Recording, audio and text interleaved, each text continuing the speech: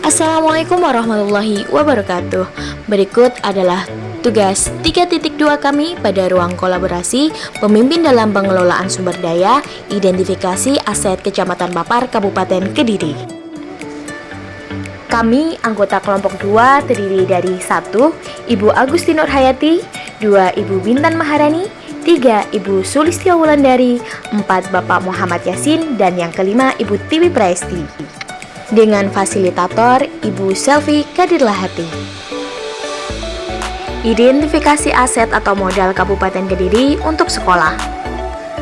Kabupaten Kediri memiliki luas 1.523,97 km persegi yang terbagi menjadi 26 kecamatan.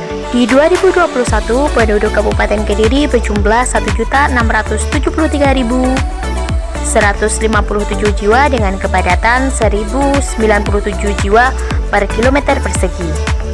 Kecamatan Papar adalah salah satu kecamatan yang berada di Kabupaten Kediri yang terdiri atas 17 desa atau kelurahan. Nah, pada modul ini kebetulan kami akan membahas tentang SMPN 1 Papar yang terletak di Desa Papar, Kecamatan Papar, Kabupaten Kediri dengan luas kurang lebih 2.560 meter persegi. 1. Identifikasi aset atau modal manusia. Terdiri dari aset atau modal manusia dari dalam, yaitu kepala sekolah dengan pendidikan S2, juara 1 kepala sekolah berprestasi tingkat nasional, kemudian guru, murid, tenaga kependidikan atau pegawai, dan komite dan paguyuban wali murid. Adapun aset atau modal manusia dari luar terdiri dari SDM yang berkualitas dengan beragam profesi seperti TNI atau Polri, ASN, pengusaha, pedagang, dan petani. Kemudian sumber daya manusia atau SDM yang bergerak di bidang kesenian seperti seni rupa, batik, seni tari, seni musik, dan seni teater. Berikut ini adalah salah satu contoh aset atau modal manusia dari SMPN 1 Papar.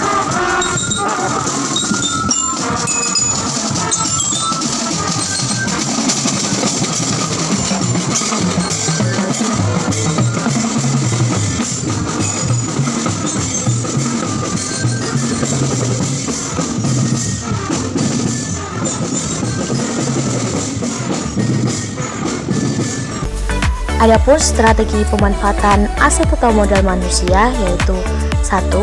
Kepala sekolah memiliki nilai dan karakter pemimpin dan berperan sebagai manajer. Yang kedua, pendidik atau guru diberi kesempatan untuk mengembangkan diri, mengikuti lomba, membina kegiatan ekstrakurikuler sesuai dengan kompetensinya. Yang ketiga, murid diberi kesempatan belajar dengan fasilitas yang sama, diberi kesempatan untuk berkembang di bidang akademik maupun non-akademik dan diarahkan untuk melanjutkan ke jenjang yang lebih tinggi.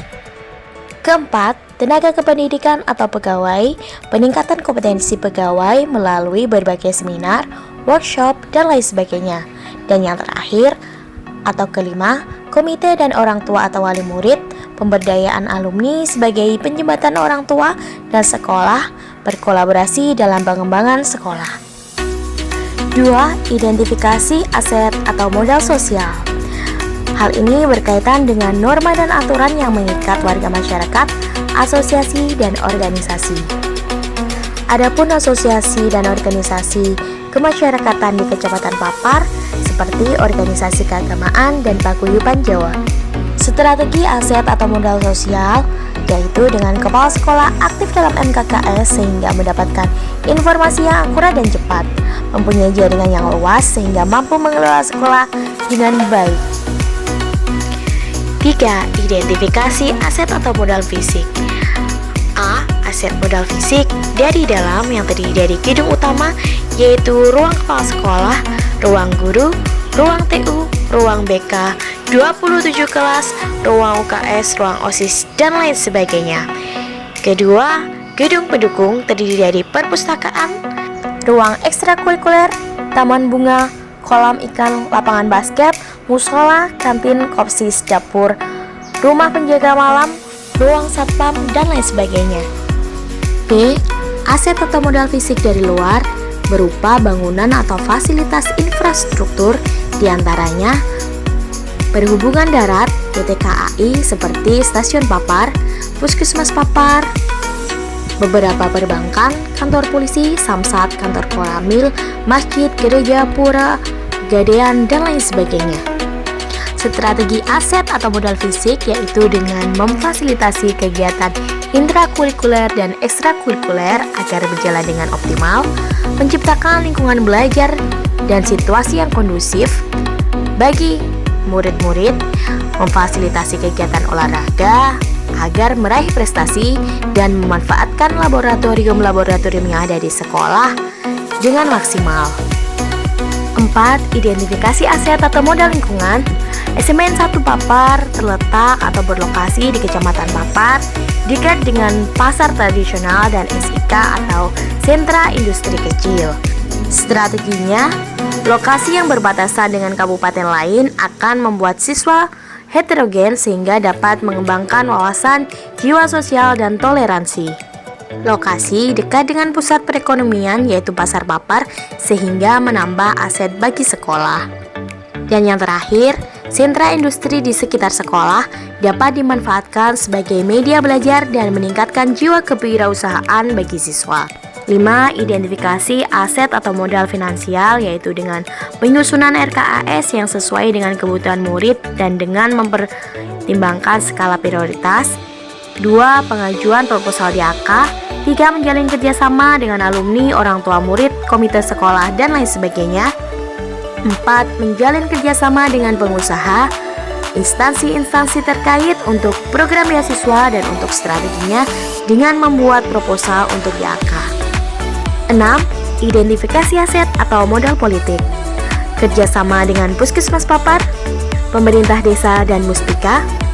Banyak alumni yang sukses di bidang politik seperti Bapak Hantoro yang sekarang menjabat sebagai DPRD fraksi PDIP Kabupaten Kediri, Bapak Joko Santoso, mantan Kepala Desa Papar yang sekarang menjadi Ketua Komite SMPN 1 Papar dan tetap menjadi dokter hewan di pemerintahan Kabupaten Kediri, serta banyak yang menjabat sebagai perangkat desa di desanya masing-masing di wilayah Kecamatan Papar.